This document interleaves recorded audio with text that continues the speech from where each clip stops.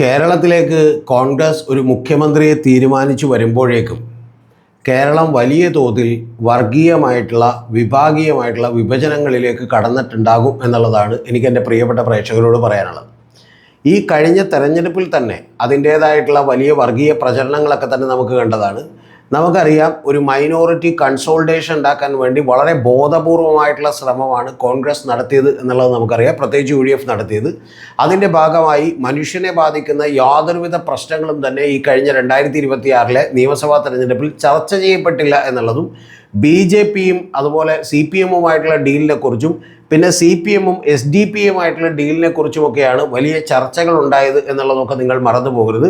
കൂടാതെ ഈ തെരഞ്ഞെടുപ്പ് അടുക്കുന്നതിന് മുമ്പ് ഏതാണ്ട് ഒരു കൊല്ലം കൊണ്ടിട്ട് വെള്ളാപ്പള്ളി നടേശനക്കടക്കം നിരവധി സംഭാവനകൾ കൊടുത്തതുകൊണ്ട് വളരെ കൃത്യമായി പലപ്പോഴും മുസ്ലിം ലീഗിനെതിരെയുള്ള വിമർശനങ്ങൾ പോലും ഒരു മതവിഭാഗത്തിനെതിരെയുള്ള വിമർശനങ്ങളാണ് എന്ന് കാണിക്കാൻ വേണ്ടിയിട്ട് ഇവർ തയ്യാറായിരുന്നു. കൂടാതെ അത്തരത്തിലുള്ള പല പരാമർശങ്ങളിലൂടെയും തന്നെ ഒരു മുസ്ലിം വോട്ട് ബാങ്കുകളുടെ കൺസോൾട്ടേഷൻ ഉണ്ടാക്കാൻ വേണ്ടി ഇവരൊക്കെ ശ്രമിച്ചിരുന്നു.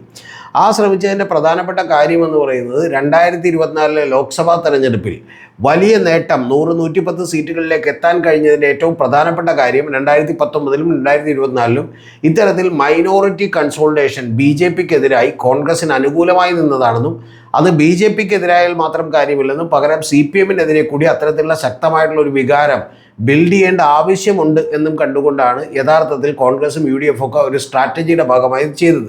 പക്ഷേ ഇങ്ങനെ ചെയ്തുകൊണ്ടിരിക്കുമ്പോൾ സ്വാഭാവികമായിട്ടും നമുക്കറിയാം, കേരളത്തിലുള്ള ആളുകളുടെ മനസ്സിൽ ഒരു വർഗീയ വിഭജനം കൂടിക്കൊണ്ടിരിക്കുകയാണ് എന്നുള്ളത് നമുക്കറിയാം. അത് തന്നെ കുറച്ചുകൂടി ആക്കം കൂട്ടിയിരിക്കുകയാണ് ഇപ്പോൾ കേരള മുഖ്യമന്ത്രിയെ തിരഞ്ഞെടുക്കാൻ വേണ്ടി വരുമ്പോൾ. കൂടാതെ മുഖ്യമന്ത്രിയെ തിരഞ്ഞെടുക്കാൻ വേണ്ടി വരുമ്പോൾ ഇനി അതിൽ ആര് തന്നെ ആയാലും ഈ വർഗീയ വിഭജനത്തിന് ആക്കം കൂട്ടും എന്നുള്ള കാര്യത്തിൽ ഒരു സംശയവുമില്ല. അതിൻ്റെ ഏറ്റവും പ്രധാനപ്പെട്ട കാര്യമെന്ന് പറയുന്നത്, സാധാരണ നമുക്കെല്ലാം അറിയുന്നത് പോലെ ഈ കേരളത്തിലെ മിക്ക മണ്ഡലങ്ങളിലും തന്നെ, അതായത് നിരവധി മണ്ഡലങ്ങളിൽ BJPക്ക് ടോട്ടലി വോട്ടുകൾ കുറഞ്ഞെങ്കിൽ പോലും നിരവധി മണ്ഡലങ്ങളിൽ അവരുടെ യഥാർത്ഥത്തിലുള്ള വോട്ട് ബാങ്കുകളെ പിടിച്ചു നിർത്താനായിട്ട് അവർക്ക് കഴിഞ്ഞിരിക്കുന്നു എന്നുള്ളതൊരു വാസ്തവമാണ്. നിരവധി മണ്ഡലങ്ങൾ എടുത്തു നോക്കിയാൽ, ഇപ്പോൾ പാലായാണെങ്കിലും അല്ലെങ്കിൽ തിരുവല്ലയാണെങ്കിലും ഒക്കെ തന്നെ വലിയ തോതിലുള്ള വോട്ട് വർധനവ് അവർക്ക് ഉണ്ടാക്കാൻ കഴിഞ്ഞു എന്നുള്ളതൊരു വാസ്തവമാണ്. ഇതിൻ്റെയൊക്കെ പ്രധാനപ്പെട്ട ഒരു കാര്യം ഞാൻ വിചാരിക്കുന്നത്, ഒരു മൈനോറിറ്റി കൺസോൾട്ടേഷൻ UDFന് അനുകൂലമായിട്ട് ഉണ്ടാകുമ്പോൾ ചില മണ്ഡലങ്ങളിലെങ്കിലും ഒരു മെജോറിറ്റി കൺസോൾട്ടേഷൻ കൃത്യമായി BJPക്ക് അനുകൂലമായിട്ട് കൂടി കുറേയെങ്കിലും സംഭവിച്ചിരിക്കുന്നു എന്നുള്ളതാണ്. അല്ലെങ്കിൽ പലപ്പോഴും BJPയുടെ ടോട്ടലിയുള്ള വോട്ടുകളൊക്കെ കുറഞ്ഞിട്ടുണ്ടാവും. അതിൻ്റെ പ്രധാനപ്പെട്ട കാരണം അവർ 40-41 സീറ്റുകൾ BDJSനും അതുപോലെ തന്നെ 2020ക്കും ഒക്കെ കൊടുത്തതാണ്. അപ്പോൾ അതുകൊണ്ട് പക്ഷേ അതല്ലാത്ത പ്രാമുഖ്യമുള്ള മണ്ഡലങ്ങളിലൊക്കെ തന്നെ ഈ വോട്ടുകൾ നിലനിർത്താൻ അവർക്ക് കഴിഞ്ഞിട്ടുണ്ട് എന്നുള്ളതൊക്കെ വാസ്തവമാണ്. ഇപ്പം നിങ്ങൾ മഞ്ചേശ്വരത്ത് എടുത്തു നോക്കിയാൽ തന്നെ ഏറ്റവും കൂടുതൽ വോട്ട് പിടിച്ച ഒരു സ്ഥാനാർത്ഥി BJPയുടെ എന്ന് പറയുന്നത് K. സുരേന്ദ്രനാണ്. 65,000-ലധികം വോട്ടുകൾ അദ്ദേഹം പിടിച്ചിട്ടുണ്ട്. അതേസമയം 56,000-57,000 വോട്ടുകൾ മാത്രമേ നേമത്ത് പിടിച്ചിട്ടുള്ളൂ എന്നുള്ളത് നമ്മൾ ആലോചിക്കണം. അപ്പം അത്തരത്തിൽ പല മണ്ഡലങ്ങളിലും വലിയ തോതിലുള്ള വോട്ടുകൾ പിടിച്ചു നിർത്താനായിട്ട് കഴിഞ്ഞിട്ടുണ്ട് എന്നുള്ളത് കൂടി വാസ്തവമാണ്. പ്രത്യേകിച്ചും ആ മണ്ഡലങ്ങളെ വളരെ സൂക്ഷ്മമായി നിരീക്ഷിച്ചിട്ടുണ്ടെങ്കിൽ അവിടെയെല്ലാം തന്നെ ഒരു മജോറിറ്റി സമുദായങ്ങളുടെ കൺസോൾട്ടേഷൻ BJPക്ക് അനുകൂലമായിട്ടുണ്ട് എന്നുള്ളത് കൂടി കാണാം. അപ്പോൾ അതുകൂടി ഈ തെരഞ്ഞെടുപ്പിൽ CPMന് ഒരു വലിയ തിരിച്ചടിയായി തീർന്നു എന്നുള്ളതാണ് വാസ്തവം. എന്ന് പറഞ്ഞാൽ ഇനി നിങ്ങൾ അറിയേണ്ടത്, കോൺഗ്രസിൻ്റെ മുഖ്യമന്ത്രിയെ തീരുമാനിക്കുമ്പോൾ സ്വാഭാവികമായിട്ടും അത് VD സതീശൻ എങ്ങാനുമാണെങ്കിൽ VD സതീശനെ തീരുമാനിക്കുമ്പോൾ അത് കുറച്ചുകൂടി വലിയ തോതിൽ കേരളത്തിൽ ആക്കം കൂട്ടും എന്നുള്ള കാര്യത്തിൽ ഒരു സംശയവുമില്ല. കാരണം അതിൻ്റെ പ്രധാനപ്പെട്ട കാര്യം, മുസ്ലിം ലീഗിൻ്റെയും ജമാഅത്തെ ഇസ്ലാമിയുടെയൊക്കെ നോമിനിയായിട്ടൊരു മുഖ്യമന്ത്രി വന്നിരിക്കുന്നുവെന്നും കോൺഗ്രസ് അവർക്ക് കീഴടങ്ങിയിരിക്കുന്നു എന്നുള്ള പ്രചരണം തുടങ്ങാൻ ഒരു മണിക്കൂർ പോലും വൈകാൻ സാധ്യതയില്ല. ഇപ്പം തന്നെ K. സുരേന്ദ്രൻ അടക്കമുള്ള ആളുകൾ അത്തരത്തിലുള്ള നിരവധി പോസ്റ്റുകൾ ഇട്ടിട്ടുണ്ട്. ഇനി BJP നേതൃത്വം തന്നെ ശക്തമായ ആഞ്ഞടിക്കുകയും അതിന് കുറേ കൂടി വിസിബിലിറ്റി കിട്ടുകയും ചെയ്യും. അതിൻ്റെ പ്രധാനപ്പെട്ട കാര്യം, V. മുരളീധരനും അതുപോലെ രാജീവ് ചന്ദ്രശേഖരനും ഗോപകുമാറിനെയും പോലെയുള്ള നിരവധി ആളുകൾ 3 പേർ കേരള നിയമസഭയിൽ MLAമാരായി എത്തിയിരിക്കുന്നു എന്നുള്ളതുകൊണ്ടാണ്. അപ്പോൾ അത്തരത്തിലുള്ള ഒരു വർഗീയ വിഭജനത്തിന് കളമൊരുക്കും എന്നുള്ള കാര്യത്തിൽ ഒരു സംശയമില്ല. അത് VD സതീശനാണെങ്കിൽ കുറേ കൂടി കൂടും എന്നുള്ള കാര്യത്തിൽ എനിക്കൊരു സംശയമില്ല. ഇനി VD സതീശനല്ല KC വേണുഗോപാലോ അല്ലെങ്കിൽ മറ്റാരെങ്കിലുമാണ് വരുന്നതെങ്കിൽ പോലും ഇതിന് യാതൊരുവിധ പഞ്ഞവും ഉണ്ടാവില്ല. കാരണം ഈ അജണ്ടകളിലേക്ക് കുറച്ചുകൂടി വേഗത്തിൽ എത്തിക്കാൻ കഴിയുമെന്നുള്ളതാണ്. VD സതീശനാണെങ്കിൽ എളുപ്പമാണ്, കാരണം ക്രിസ്റ്റൽ ക്ലിയർ ആണ്. കൃത്യമായിട്ട് ഇങ്ങനെ ഒരു സമുദായ സമുദായത്തിൻ്റെ അല്ലെങ്കിൽ അത്തരത്തിൽ സമുദായ പാർട്ടികളുടെയൊക്കെ തന്നെ വലിയ നേതൃത്വത്തിലും അവരുടെ സമ്മർദ്ദ ഫലമായിട്ടാണ് ഇത്തരത്തിലുള്ള തീരുമാനമെടുത്തത്. അത് കോൺഗ്രസ്സിന് തന്നെ ഒരുപക്ഷെ കേരളത്തിൽ പോലുമല്ല ഈ നാഷണൽ ലെവലിൽ തന്നെ വലിയ തിരിച്ചടിയാകാനുള്ള സാധ്യതകളുണ്ട്.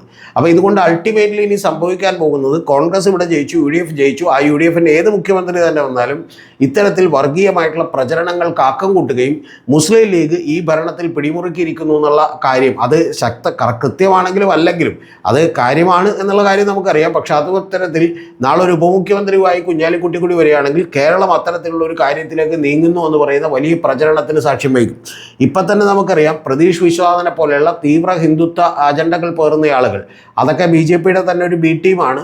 കാരണം രാജീവ് ചന്ദ്രശേഖർ പാർലമെൻറ്റ് തിരഞ്ഞെടുപ്പിൽ തിരുവനന്തപുരത്ത് മത്സരിക്കാൻ വന്നപ്പോൾ പ്രതീഷ് വിശ്വനാഥനാണ് അതിൻ്റെ ഏകോപന ചുമതലകൾ മുഴുവൻ നിർവഹിച്ചത്. അതുകൊണ്ട് ഇവരൊന്നും വെവ്വേറായിട്ടുള്ള ആളുകളല്ല. അദ്ദേഹം ഇപ്പോൾ തന്നെ UDFൻ്റെ കയ്യിലുള്ള MLA-മാരുടെ ലിസ്റ്റിൽ ഹിന്ദുക്കളുടെ നമ്പർ വളരെ കുറവാണെന്ന് പറഞ്ഞൊരു ലിസ്റ്റായിട്ട് ഇറങ്ങിയിരിക്കുന്നു. ഇനി മന്ത്രിമാരെ തീരുമാനിക്കും അതെന്തായിരിക്കും എന്നുള്ളത് നമുക്ക് കാത്തിരുന്ന് കാണാം. കൂടാതെ മുഖ്യമന്ത്രി തന്നെ ഇതുപോലെ മുസ്ലിം ലീഗിൻ്റെ അഭിപ്രായ പ്രകാരമാണ് കോൺഗ്രസ് തീരുമാനിക്കുന്നതെന്ന് പറയുന്ന വ്യാപകമായിട്ടുള്ള പ്രചരണം നിങ്ങൾ എഴുതി വെച്ചോളൂ. കേരളത്തിൽ മാത്രമല്ല നാഷണൽ ലെവലിൽ കൂടി BJP നടത്താൻ പോകുന്നു എന്നുള്ളതാണ് ഏറ്റവും പ്രധാനപ്പെട്ട കാര്യം. അത് കുറച്ചെങ്കിലും കുറയും. ഇപ്പോൾ നമ്മുടെ KC വേണുഗോപാലാണെങ്കിൽ അതൊരിക്കലും മുസ്ലിം ലീഗിൻ്റെ താല്പര്യം കൊണ്ടോ ജമാഅത്തെ ഇസ്ലാമിയുടെ താല്പര്യം കൊണ്ടോ ആണ് എന്നുള്ളത് പെട്ടെന്ന് ആർക്കും പറയാൻ കഴിയില്ല. അതുകൊണ്ട് അതാണെങ്കിൽ കുറച്ചുകൂടി വൈകും. VD സതീശനാണെങ്കിൽ അത് കുറച്ചുകൂടി കൂടും എന്ന് പറഞ്ഞാൽ ഒരു 5 കൊല്ലം കഴിയുമ്പോൾ 2031 നടക്കാൻ പോകുന്ന തെരഞ്ഞെടുപ്പിൽ മിക്കവാറും വെൽഫെയർ പാർട്ടി കുറേ കൂടി വോട്ട് ശതമാനം ഉയർത്തുകയും അതേപോലെ തന്നെ BJP വലിയ തോതിൽ വോട്ട് ശതമാനവും MLA-മാരുടെ നമ്പറും ഉയർത്തുന്നൊരവസ്ഥയിലേക്കും എത്തിച്ചേരും എന്നുള്ളത് വാസ്തവമാണ്. എന്ന് പറഞ്ഞാൽ വളരെ കൃത്യമായി ഒരു 24-48 മണിക്കൂറുകൾ കൊണ്ടിട്ടോ KPCCയും അതുപോലെ AICCയും ഒക്കെ കൂടി ഒരു മുഖ്യമന്ത്രിയെ തീരുമാനിച്ചിരുന്നുവെങ്കിൽ ഉണ്ടാകാമായിരുന്ന ഡാമേജിനേക്കാൾ 10,000 മടങ്ങ് ഇരട്ടി ഡാമേജ് ഇപ്പം തന്നെ സംഭവിച്ചിരിക്കുന്നു. കാരണം ഇനി ഇതിൽ ആരെ എടുത്തു വെക്കുന്നു എന്നുള്ളത് വളരെ വളരെ പ്രധാനപ്പെട്ട കാര്യമാണ്. അവരൊക്കെ തന്നെ ഓരോ പക്ഷക്കാരുടെ ആളുകളായി മാറിയിരിക്കുന്നു. ഇനി KC വേണുഗോപാലിനെ എടുത്തു നോക്കുകയാണെങ്കിൽ അദ്ദേഹം ഒരു മുസ്ലിം വിരുദ്ധനാണ് എന്ന് പറയുന്ന വലിയ പ്രചരണത്തിനുമൊക്കെ ഇവിടെ സാക്ഷ്യം വഹിച്ചിരിക്കുന്നു. കൂടാതെ സംഘപരിവാറിനെ അദ്ദേഹം സപ്പോർട്ട് ചെയ്യാൻ പോവുകയാണെന്നും ആലപ്പുഴയിൽ ശോഭാ സുരേന്ദ്രൻ വരുമെന്ന് പറയുന്ന പ്രചരണങ്ങൾക്കൊക്കെ കൂടി ആക്കം കൂട്ടിയിരിക്കുന്നു. ഈ ആലപ്പുഴയിൽ ശോഭാ സുരേന്ദ്രൻ വരുമെന്ന് പറയുന്ന പ്രചരണം നടത്തുമ്പോൾ നിങ്ങൾ അറിയേണ്ടത് ഇതിലൊക്കെ തന്നെ ഒരു അടിസ്ഥാനവുമില്ല. കാരണം 6 മാസത്തിനകം അദ്ദേഹം MLA തിരഞ്ഞെടുക്കപ്പെട്ടാൽ മതി. അപ്പോൾ ഒരു 1-2 മാസം കഴിഞ്ഞ് ഒരാളെ രാജിവെപ്പിച്ചിട്ട് അവിടെ ഇലക്ഷൻ 1 മാസത്തിനകം പ്രഖ്യാപിക്കുകയും അങ്ങനെ 6 മാസത്തിനകം തിരഞ്ഞെടുക്കപ്പെട്ടാലും മതി. കൂടാതെ ആ സമയം വരെ അദ്ദേഹത്തിന് MP ആയി തുടരുകയും ചെയ്യാം എന്നുള്ളതൊരു യാഥാർത്ഥ്യമാണ്. അപ്പോൾ അത് കഴിഞ്ഞിട്ടുണ്ടെങ്കിൽ പിന്നെയും ഒരു 5-6 മാസം കഴിഞ്ഞിട്ട് മാത്രമേ ഒരു MP സ്ഥാനത്തേക്കുള്ള തിരഞ്ഞെടുപ്പ് ഉണ്ടാവുള്ളൂ. ആ തെരഞ്ഞെടുപ്പിൽ കോൺഗ്രസിനും മറ്റു പാർട്ടികൾക്കൊക്കെ ജയിക്കാനുള്ള ഈക്വൽ സാധ്യതകൾ കൂടിയുണ്ട്. പക്ഷേ തീർച്ചയായിട്ടും ഇപ്പോൾ ആലപ്പുഴയൊക്കെ ആണെങ്കിൽ ശോഭാ സുരേന്ദ്രൻ മത്സരിച്ചിട്ടുണ്ടെങ്കിൽ അതൊരു ഭീഷണി തന്നെയാണ് എന്നുള്ളതും വാസ്തവമാണ്. കാരണം കഴിഞ്ഞ തവണ ഒരു 1.5 ലക്ഷം വോട്ടിൽ നിന്ന് ഒറ്റടിക്ക് 2,97,000 വോട്ടിലേക്ക് ഉയർത്തിയതാണ്.